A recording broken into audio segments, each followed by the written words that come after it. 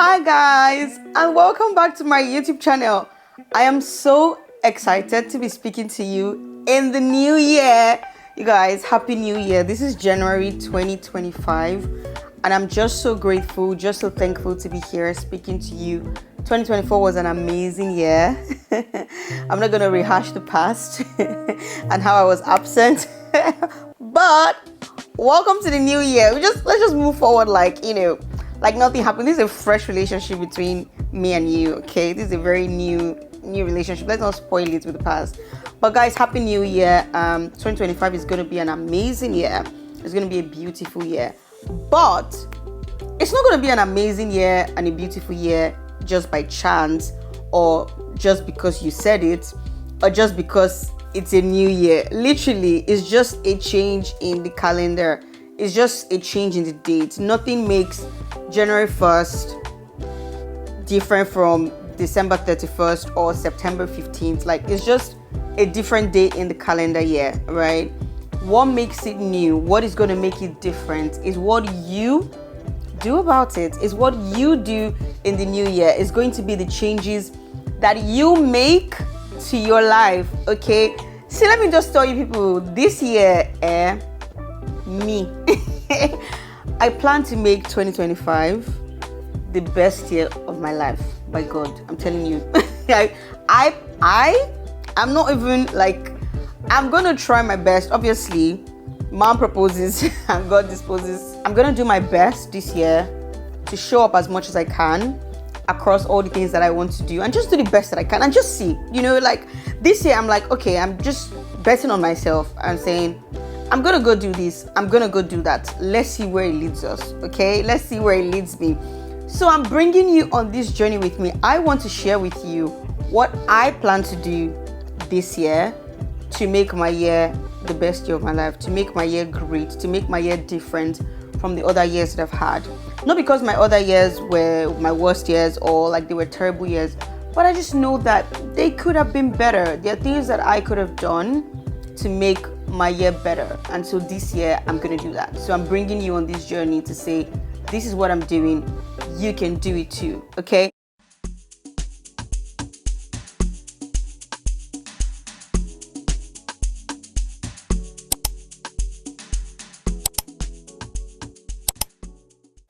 Just like Newton's first law of motion, an object is going to remain at rest or in motion in a straight line until an external force acts upon it.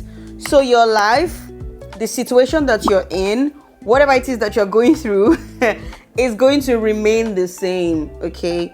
Unless you do something about it, unless you make a change. Number one, do a honest review of your life. So let me tell you, don't lie to yourself, okay? Don't lie to yourself. Other people, you might not necessarily be lying to other people, even though some of you do lie to other people. But, people might perceive you a certain way.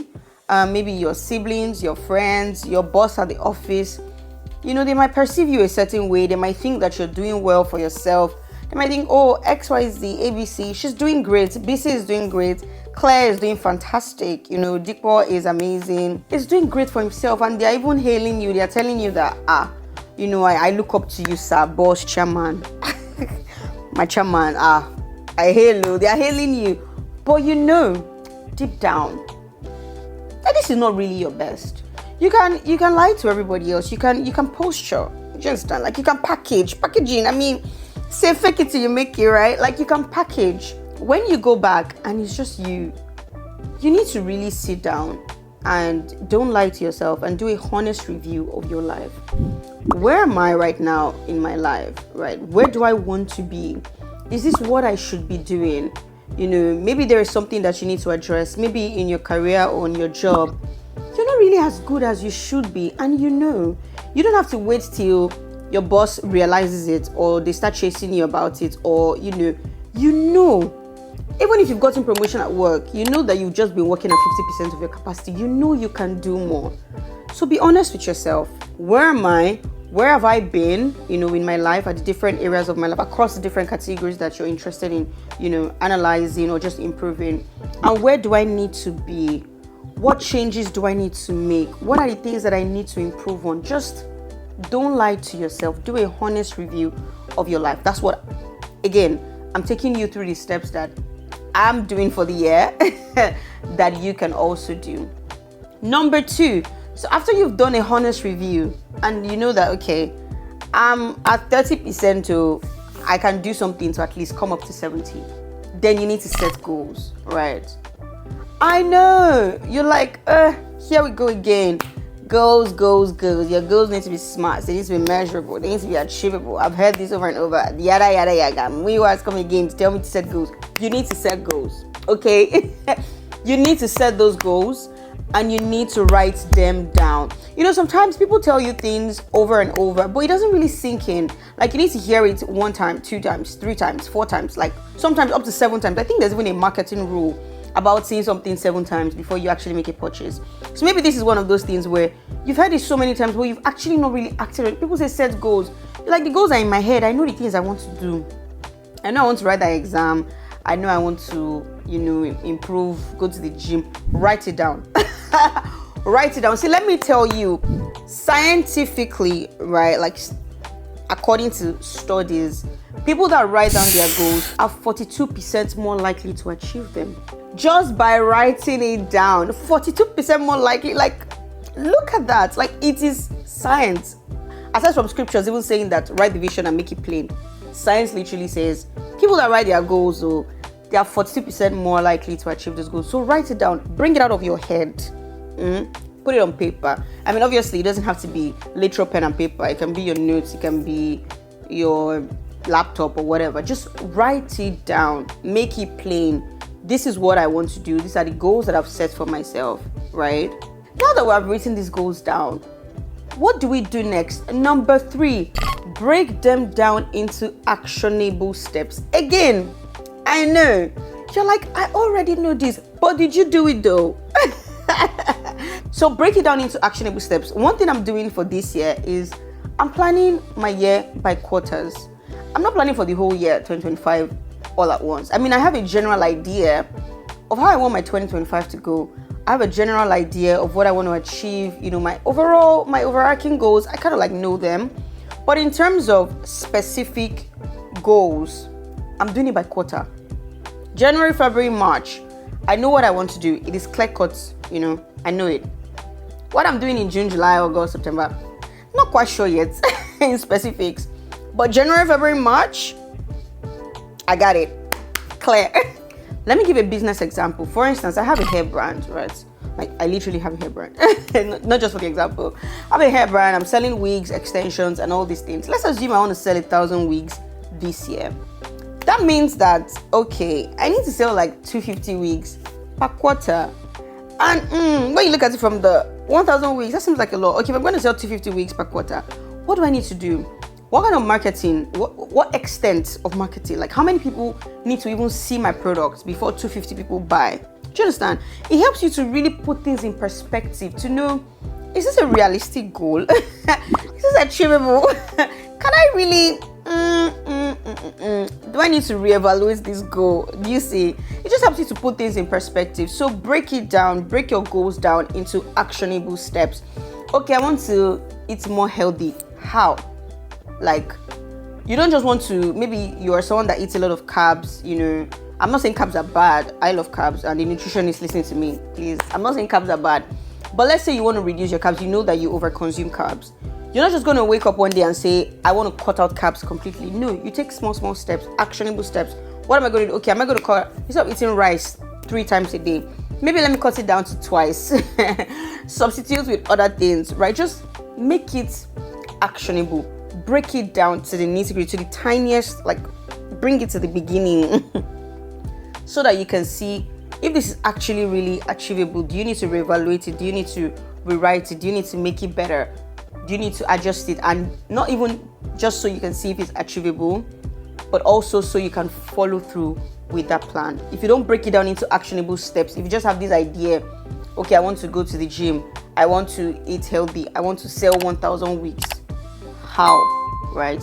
You need to break it down. And before I go to my next point, I just want to say that I've put a document together that I would be using that you can also use. I've just put some prompts there and how to, break down your goals, by quarter, if that is also something that you're interested in doing the way I want to do it, you can get it in the description box, and just follow the prompts. He also has like review questions to help you just review your quarter, important questions to ask, and just how you can just make it simpler for you.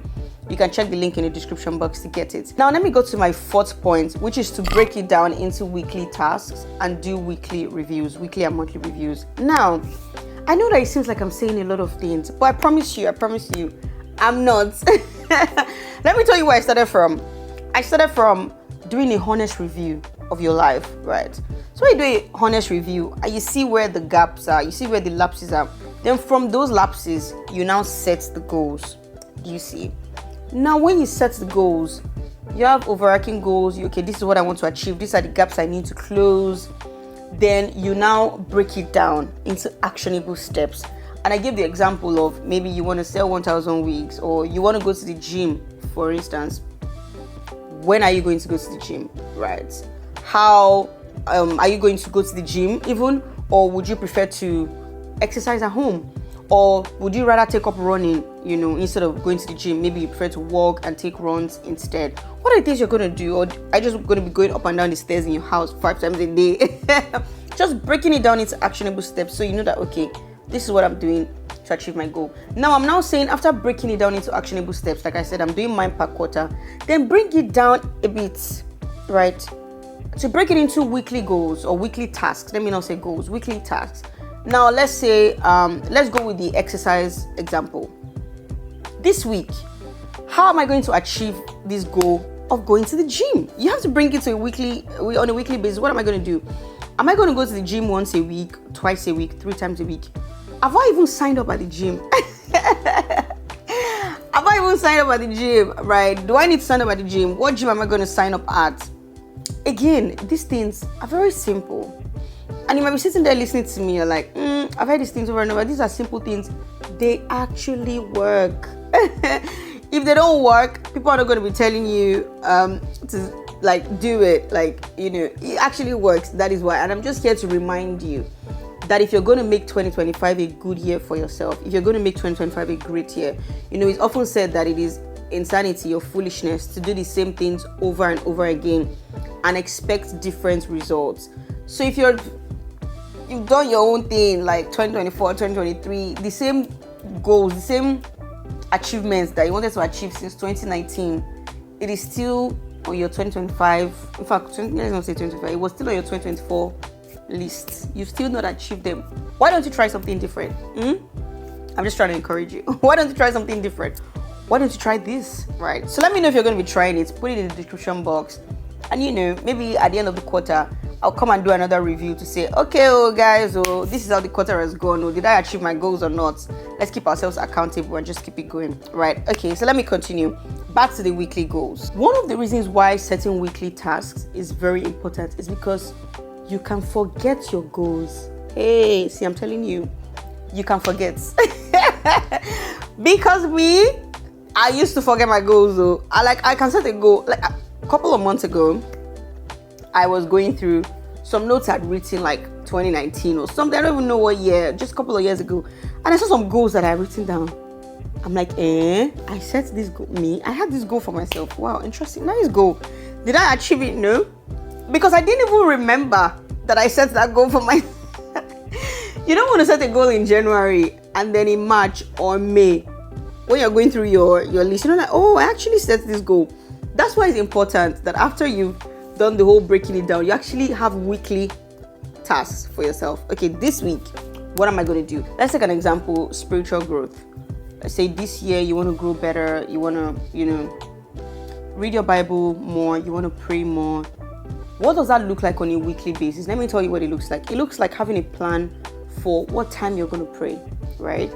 So let's say you pick a time, write it down. Say I'm going to pray 7 p.m., 9 p.m., 6 a.m., depending on, what your schedule is like, what your day job or, school or, anything you have to do, what it looks like.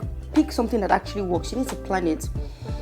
And the reason why this is important is if you don't fix times or have schedules for, things that you want to do, something would always come up, Something would always come up to eat into that time, to eat in. Before you know it, the day is gone by, you haven't done it. But if you have all these things fixed, all these schedules already put in place, maybe in your calendar, or setting reminders, that is even something else you can do. Setting reminders on your phone, fixing things in your calendar so you can remember. Is when you fix those times, when you have those times fixed, you can plan other things around it. So if somebody calls you that, babe, I have gist for you, or this business plan that we want to work on, what time works for us to work on it? You already know that, okay, my prayer time is 9 or 7. Let's do 7:30. Let's do 10. Because you know that you already have something fixed for that time. If not, if you don't have it fixed, it's just like when you have meetings at work or school, you have a class. You have class 9 to 12. You know, class is 9 to 12. Because of that, any other thing you want to do, lunch with a friend, or working on your social media, or anything else, is going to be outside that time. So you plan around that. That's why it's always important for you to have a fixed time for the things that you want to do. For instance, your spiritual growth. So like I was saying, what would that look like on a weekly basis? You have a time for prayer. You want to study your Bible more. What do I want to study? Right? Am I studying by book? Am I going with a Bible plan? Am I using a devotional? Am I, just going book by book, chapter by chapter? How do I want to do it? Have a plan. And then when you have a plan, you know that, okay, Monday, this is what I'm doing. Or do I want to do Bible in a year? If I want to do Bible in a year, okay, let me use the Bible app. They already have it broken down. I know what I'm reading. When you have that plan, it helps you to, guide your focus, and helps you to maximize your time very well. Another example for, managing your weekly task is if you want to be more healthy, right? You want to be more healthy, every time it's Ogbono and Poundo Yam at 10 p.m. I'm talking to myself. But you want to eat more healthy, maybe more grains, more salads, more fruits. It's from your grocery list that you would know. So you know that, okay, this week, maybe I'm going to buy groceries on Saturday, Sunday evening, or whatever. You make your list, you put it there. That is what it looks like. I'm just trying to give you simple examples of what it looks like to plan on a weekly basis. Now, again, I know that this might seem like it's a lot, but it's not. It's also important that generally you don't set too many goals for yourself. For me, this quarter, I'm keeping my goals to like 3 to 4 things that I want to do. Like 3 to 4 things. Once you start getting to 5, 6, 7, it's too much, right? It's too much. You're not going to be able to do it. So keep it simple, keep it realistic. 3 to 4 things that I'm going to achieve this quarter. This is how I'm going to do it, right? So now that we have made, all these goals, we have written them down, we have made the weekly plans, we have broken it down, how are we going to make sure that we are going to do these things? How? Now that brings me to my 5th point. Systems and structures, right? You need to put in systems and structures to accommodate the goals that you have set for yourselves. It's James Clear in his book Atomic Habits. He said that you don't rise to the level of your goals, you fall to the level of your systems. And that is so profound. That's one of the books I'm going to be reading this first quarter. I mean, I'd read it before, I didn't finish. I'm going to now start again and finish it. So that's one of my goals for the quarter, to read Atomic Habits, right? But I remember him saying, you don't rise to the level of your goals, you fall to the level of your systems. And that just means that goals are great, but if you don't have a system in place to support those goals, you're not going to achieve them. Let me give you an example, a personal example. When I decided I was going to be going to the gym last year, don't laugh. Don't laugh. I was going to go to the gym because I stopped after a while. But anyway, for the 3 months that I was consistent, I can tell you for a fact what I did to make it consistent. Now, the gyms that are closest to me are like 25 minutes away by walking. Now, I'm not about to come back from work after a long day of mental, rigor, and then now start walking like 25 minutes to any gym. I'm just not going to do it. I'm just not going to do it, especially when it's in the winter. I think that was why I stopped. Excuses. Yeah, I stopped just as winter was about to start. I said I'm not going again because I don't have a car. The bus route from my house to the gym is non-existent. So literally you just have to walk. And so during the summer months, what I did to help myself, the system that I put in place was, when I'm going to work, I go with my gym things. I go with my gym clothes, right? Because there was a route from my office to the gym. So I knew that, okay, if I could just get these gym clothes out of the house with me in the morning, I can make myself go because the gym clothes were already with me. I can just enter the bus and go to the gym after work. Now, how I'm now going to come back from the gym is anything. Like, I can take an Uber or walk. And, walking was even like, okay, it seems like it's part of the exercise, like cardio. You just end the gym time with cardio. But I said all that to say, that was just a system. Can you see how simple it was? Just me knowing that, okay, if I enter this house, I'm not going anywhere again. So let me just carry this gym clothes with me to work in the morning. And when I've already carried the clothes in the morning, I'm like, there's no point carrying 2 bags, like my normal work bag and gym bag, and then now carry the gym bag back home. No, I can as well just get down at the gym from the boss and then exercise, then come back home afterwards. So that was a very simple system that I put in place for myself, and it helped me. 3 months, I was there 3 times a week at the gym, and I was very happy about that. But there are other things that you can do. Get an accountability partner. That is so helpful. You want to pray more, you want to go to the gym more, you have this, goal for your business. Get an accountability partner. Say, okay, this is what we want to, this is what I want to do, keep me accountable. Or let's even do it together. If it's something like prayer, you can say, okay, I think I've been struggling with this. 9 p.m. every day, can we just pray for 15 minutes? You pray for 15 minutes, you go, and you realize even when you do that, you're able to now do those things on your own as well. Putting simple systems and structures to accommodate your goals is such a game changer for achieving your goals and your dreams. Now, I know I said I was going to share only 5 points, but I'm a benevolent queen, okay? So last point, bonus point, start small. Oh my, for the love of God, start small. Small. Don't say, oh, you want to go and do this thing and then you just bite more than you can chew. You want to go to the gym, you've not finished carrying bar. You want to go and lift 120. And then you pull a muscle or your body is paining you for 2 days. See, when I first started going to the gym, and I'm using this gym example because I feel like a lot of us can relate. So that's why I've used like over and over. My body was paining me for like 2 days. The first time I went, in fact, that whole first month. In fact, I think for the whole 3 months, I don't think my body stopped paining me. And people that are going to the gym, they'll tell you that you enjoy it later and you enjoy the pain. I never enjoyed the pain, but moving on. I just said all that to say, if you do too much, you won't be able to go back, right? You won't be able to continue. You won't be consistent. Start small. Even for eating healthy, cutting out things, start small. If you're not ready to sign up at the gym, maybe start with taking walks. Start small. In Atomic Habits, James Clear says, if you're focusing on being 1% better every day, at the end of the year, you're 37 times. You're going to be 37 times better than when you first started. Just 1%, just a little bit every day. It compounds. It's just like when you put money, in investments and the effect of compounding interest. That's just how it is. A little bit every day, just a little bit, and you just keep getting better and being consistent. You need to start small. If you go too big, you're gonna go home. When they go big or go home, you will go home because you won't be able to continue, right? But that's all for today. Thank you so much for watching. If you watched up to this point, thank you so much. I appreciate you. Please subscribe. Oh my God, I forgot to say that throughout the video. Please subscribe and like and share and leave a comment. Let me know if you like this video. Let me know if you would like to see more of things like this. I haven't put a video like this out before, I think. Let me know what you think, and don't forget, I have a freebie for you in the description box, a very simple template to help you plan, and write your goals and your, weekly tasks, and also to give you questions for reviews, at the end of each month, to just say, what have I done, so far? What are challenges that I faced? How can I improve? What did I do well this month? Just things like that. It's very simple. It's very straight to the point. Again, don't forget to subscribe and don't forget to share if this helped you. All right, guys. Bye. And Happy New Year again. Have a fantastic year. See you in the next one. Thank you, Jesus.